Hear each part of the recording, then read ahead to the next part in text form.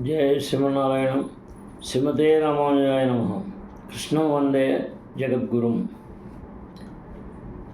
వ్యాసాయ విష్ణురూపాయ వ్యాసరూపాయ విష్ణవే నమో వై బ్రహ్మనిధయే వాసిష్ఠాయ నమో నమః.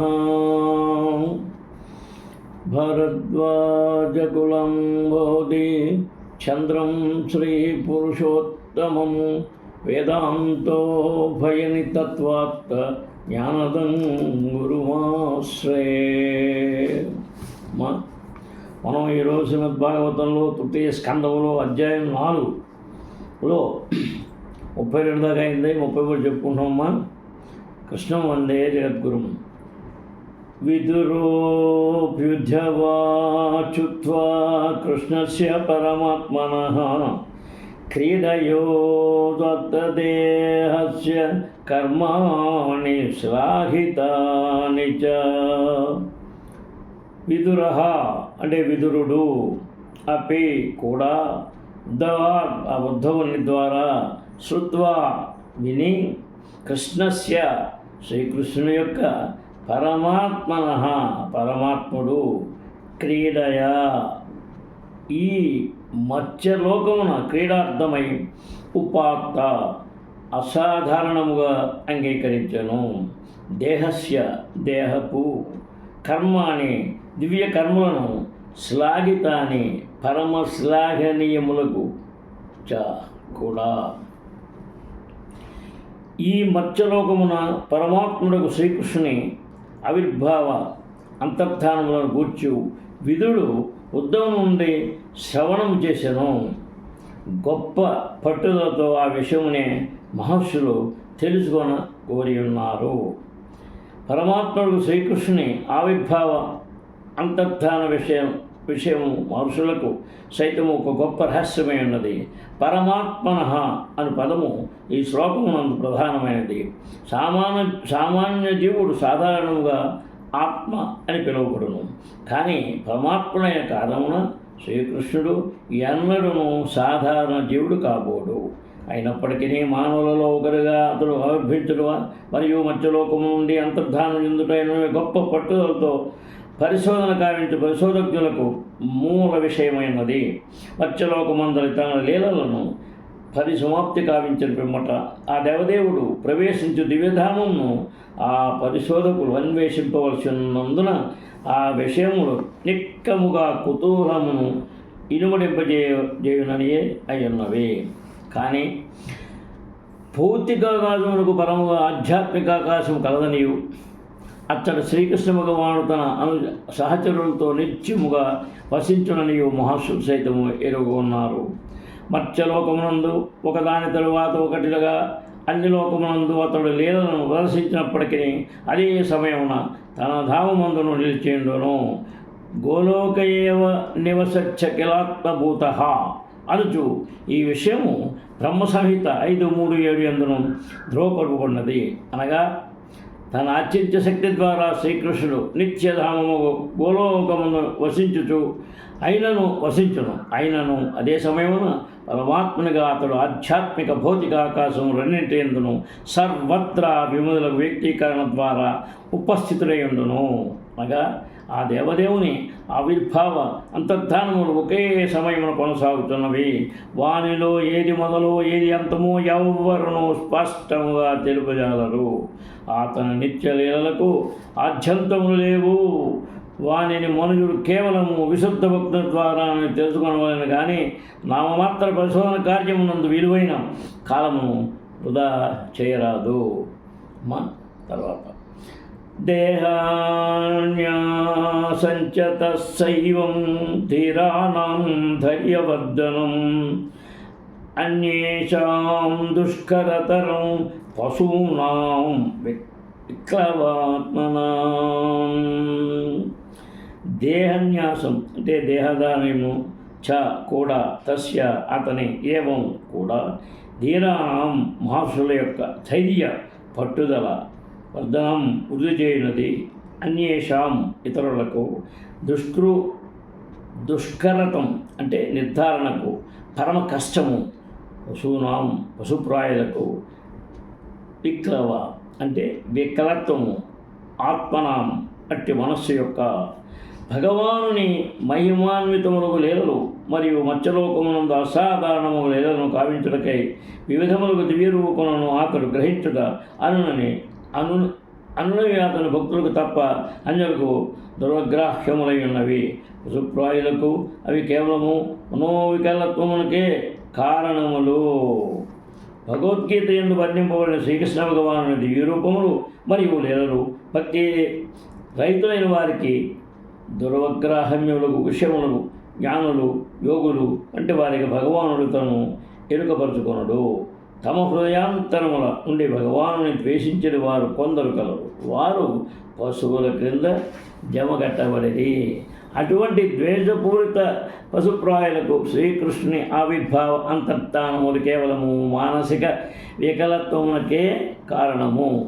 భగవద్గీత 7:1-5 యందు ధ్రువపరుగుడినట్లు కేవలము భౌతికానందమును గురించి ఆలోచించే దుష్టుతులు గాడిదల వలె కష్టించి పనిచేయవారు తమ ఆసురీ స్వభావ దేవదేవుని ఎదురు తిరిగిన స్వభావం కారణమున శ్రీకృష్ణుని ఎరుగజాలరు.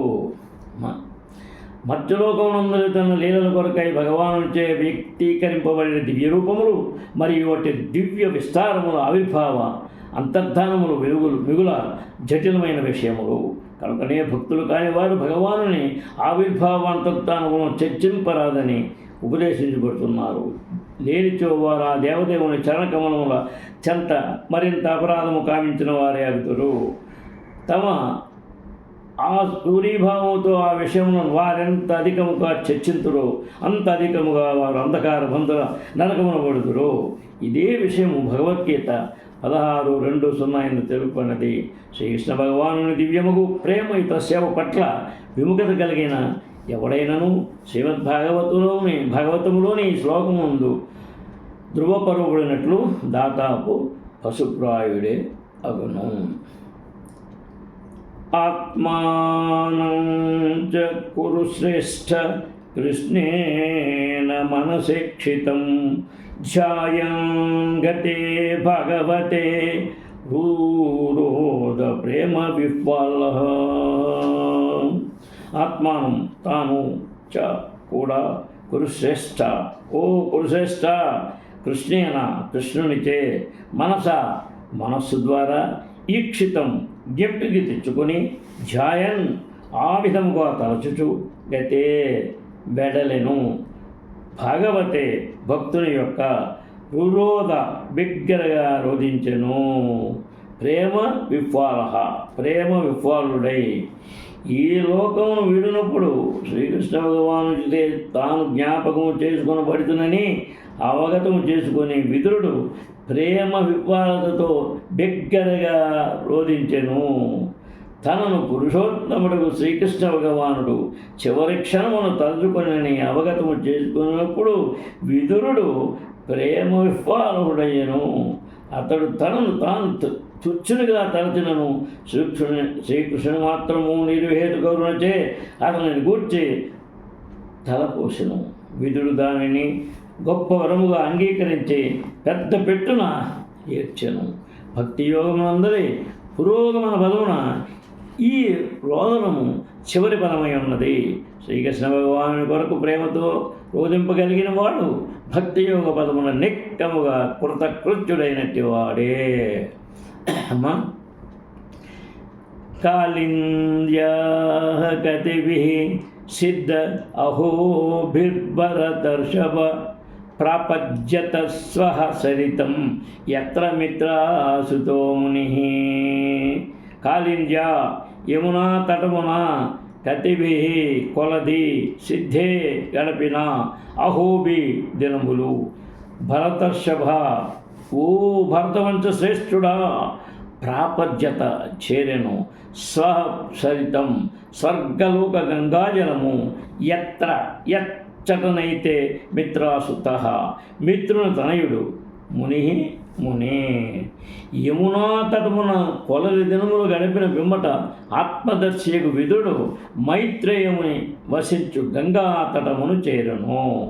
శ్రీమద్భాగవతమునందరి విదురుడు మైత్రేయుని దరిచేరుట అను తృతీయ స్కందములోని 4వ అధ్యాయమునకు భక్తి వేదాంత భాష్యము సమాప్తము. కృష్ణం వందే జగద్గురుం. మనం ఇప్పుడు 5వ అధ్యాయానికి వచ్చాం. మైత్రేయునితో విదురుని సంభాషణము. అంటే మనం శ్రీమద్భాగవతంలో తృతీయ స్కందములో అధ్యాయం 5లో మైత్రేయునితో విదురుని సంభాషణము 1. శ్రీ శుకఉవాచ ద్వారిద్యునధ్యారుషవ కురుణాం మైత్రేయమాసీనమగాధబోధం క్షత్తోపసృజ్యచ్యుతభావసిద్ధః ప్రపచ్చ సౌశీల్యగుణాభితృప్తః. శ్రీశుకః అంటే ఉవాచ సుఖదేవ గోస్వామి పలికెను. ద్వారమున పుణ్యదాహ స్వర్గలోపకు గంగానది వృషభ శ్రేష్ఠుడు కరుణాం పురువంశజులలో మైత్రేయునితో ఆసీనుడయున్న అగాధబోధం అగాధము జ్ఞానము క్షత్త విదురుడు ఉపశుచ్య దరిచేరి అచ్యుత అమోఘుడగు శ్రీకృష్ణ భగవానుడు భావ గుణము సిద్ధుడు ప్రపంచ ప్రశ్నించెను సౌశీల్య మృదుత్వము గుణ అభితృప్త దివ్య గుణములతో తృప్తుడు. కురువంశోత్తముడును కృష్ణభక్తి యందు పరిపూర్ణుడు ఒక విదుడు ఈ విధముగా అగాధ జ్ఞాన సంపన్నుడకు మైత్రేయ మహాముని ఆసీనుడైన గంగాద్వారము హరిద్వారము చేరెను. పరమ సౌశీల్యుడును మరియు ఆధ్యాత్మికత యందు సంతృష్టి చెంది ఉన్నవాడును అగు ఆ విదురుడు పిమ్మట అతనిని ఇట్లు ప్రశ్నించెను. అచ్యుతుని గల అనన్య భక్తి కారణమున విదుడు ఇదివరకే పూర్ణుడై ఉండెను. భగవానుడు మరియు జీవుడు గుణరీత్యా ఒకే భావం కలిగి ఉందరు. కానీ పరిమాణరీత్యా భగవానుడు జీవులందరికన్నను పరమఘనుడై ఉన్నాడు. అతడు ఎల్లప్పుడూ అమోఘుడే కాగా జీవులు భ్రాంతిమయ శక్తి కారణమున పతనము చెందు స్వభావము కలిగి ఉందరు. తన అచ్యుత భావము చే శ్రీకృష్ణ భగవానుని భక్తి యోగమునందు యుక్తముగా తాదాత్మ్యము చెందుట విదుడు బద్ధజీవనమునందరి జీవుని పతన స్వభావం ఇదివరకే దాటి ఉండెను. జీవితమునందరి అట్టి స్థితియే అచ్యుత భావ సిద్ధము భక్తి యోగముచే పూర్ణత్వము అని పిలువబడును. అనగా కృష్ణ భక్తి యందు తాదాత్మ్యము చెంది ఉన్న ఎవరైనాను ముక్త పురుషుడే. అతడు సమస్త శ్లాఘనీయ గుణమును కలిగి ఉండును. జ్ఞానవంతులకు మైత్రేయుని హరిద్వార ప్రాంతంలో గంగా తడిపై ఏకాంత ప్రదేశమునందు ఆసనుడై ఉండెను. పూర్ణ కృష్ణ భక్తుడును సమస్త సద్గుణములను కలిగిన వాడును విదుడు విచార నిమిత్తమై అతని దరిచేరెను. తర్వాత విదురు ఉవాచ సుఖాయ కర్మాణి కరోతి లోకో నతైః సుఖం వాణ్యదుపారమం వా వింధేత భూయస్తత ఏవ దుఃఖం యదత్ర యుక్తం భగవాన్ వదేన్నః. విదురా ఉవాచ విదురుడు పలికెను. సుఖాయ సుఖప్రాప్తి కొరకు కర్మాణి కామ్య కర్మలు కరోతి ప్రతి ఒక్కరూ ఆ రీతి వనరింతురు. లోకః ఈ లోకమున తైః ఆ కర్మలచే సుఖము ఎట్టి సుఖమును లేదా అస్య భిన్నముగా ఉపారమం అంటే సంతృప్తిని కానీ వింధేత పొందబోరు.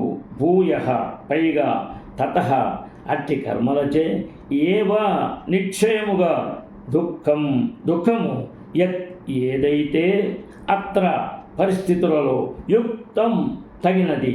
భగవాన్ ఓ మహాత్మా దయతో తెలుపుము నహ అంటే మాకు. విదురుడు పలికెను, ఓ మహాముని, ఈ లోకమును ప్రతి ఒక్కరును సుఖప్రాప్తికై కామ్య కర్మలందు నియుక్తులగుదురు. కానీ ఎవరును సంతృప్తిని కానీ దుఃఖ నివృత్తిని కానీ గాంచబోరు. పైగా అట్టి కర్మలచే వారి దుఃఖము అధికతరమే అగును. కావున నిజ సౌఖ్యము కొరకై మనుజుడు ఏ విధముగా జీవించవలనో దయచేసి మాకు మార్గదర్శనము కావింపుడు. విదురుడు మైత్రేయముని కొన్ని సాధారణ ప్రశ్నలు అడిగాను. ఆదిలో అది అతని ఉద్దేశం కాదు. మైత్రేయముని కడకేగి శ్రీకృష్ణ భగవానుని నామము, యశస్సు, గుణము, రూపము, లీలలు, పరివారము ఉన్న విషయములను గూర్చిన సత్యములను విచారించమని విదురునితో ఉద్ధవుడు పలికి విన్నాను. కనుక విదురుడు మైత్రేయుని దరిచేరినప్పుడు కేవలము శ్రీకృష్ణుని గూర్చి అడుగవలసి ఉన్నది. కానీ తన సహజముకు నమ్రత కారణమున అతను వెంటనే శ్రీకృష్ణుని గూర్చి అడుగక సామాన్య మానవునకు పరమావశ్యకముకు విషయమును ప్రశ్నించను. సామాన్య మానవుడు భగవానుని ఎరుగజాలడు. భ్రాంతిమయ శక్తి ప్రభావమునందు తన జీవితపు సహజ స్థితిని అతడు తొలుత ఎరగవలసి ఉన్నది. భ్రాంతి యందు మనుషుడు కేవలము కామ్య కర్మల ద్వారానే తాను సౌఖ్యవంతుడుగునని తలచును. కానీ నిజముగా జరుగునదేమనగా అతడు ప్రతి చర్యల కర్మలలో చిక్కుబడిపోయి జీవిత సమస్యకు ఎట్టి పరిష్కారమును కనుగొనజాలకుండును. ఆ విషయమున ఒక చక్కని పాట కలదు. జీవితమునందు సమస్త సుఖమును పొందవలనని గొప్ప కోరికచే ఈ గృహమును నేను నిర్మించుతని, కానీ అనూహ్యముగా ఇది అగ్నిప్రమాదం గురైనందున నా ప్రణాళిక అంతయు దురదృష్టవశాత్తు బూడిదిగా మారినది. ప్రకృతి నియమమే అట్టిది. ప్రణాళిక ద్వారా భౌతిక జగమునందు సౌఖ్యవంతులు కొడితే ప్రతి ఒక్కరూ యత్నించరు. కానీ అతి క్రూరమైన ప్రకృతి నియమము వారి ప్రణాళికలకు నిప్పు పెట్టును. అనగా కామ్య కర్మరతుడు తన ప్రణాళికల యందు సుఖముగా లేడు. సుఖము కొరకై అతడు చూపడి నిరంతర అత్యాశ సైతము ఎన్నడూ తనివి నొందదు. అది జయ శ్రీమన్నారాయణ. శ్రీమతే నారాయణ. కృష్ణం వందే జగద్గురం. మనం ఈరోజు శ్రీమద్భాగవతంలో తృతీయ స్కందమే, అందులో అధ్యాయం 5లోకి వచ్చాం. అందులో మనం 1, 2 చెప్పుకున్నాం. కృష్ణం వందే జగద్గురం. శ్రీకాంతాయ కళ్యాణనిధే నిదర్దినాం శ్రీవేంకటనివాసాయ శ్రీనివాసాయ మంగళం. జయ శ్రీమన్నారాయణ. శ్రీమతే రామానుజాయ నమః. కృష్ణం వందే జగద్గురుం. సర్వే జనా సుఖినో భవంతు. జై శ్రీకృష్ణ.